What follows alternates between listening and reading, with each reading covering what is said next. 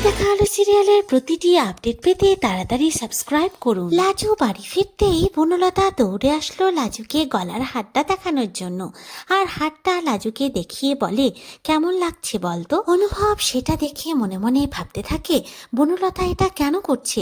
সে কি ইচ্ছে করে করছে লাজুকে জেলাস ফিল করানোর জন্য? এরপর লাজু নিজের ঘরে গিয়ে দেখে তার জন্য কে যেন গিফট রেখেছে তার বালিশের নিচে, আর ভাবতে থাকে কে দিল এই ভ্যালেন্টাইন গিফট? ওই লোকটা। তারপর ভাবে সে কেন দেবে তাকে, তারপর ভাবে লাজুর বর দিয়ে গেছে, তাই দৌড়ে সে ঠাম্মিকে বলে যে সুদেব এসেছে নাকি। অনু আর ঠাম্মি বলে সে কি করে আসবে? লাজু বলে কোথায় লুকিয়ে আছো তুমি? ঠাম্মি তখন বলে তুই কি পাগল হয়ে গেলে নাকি, সে কোথা থেকে আসবে? লাজু গিফটটা দেখিয়ে বলে এই দেখো না।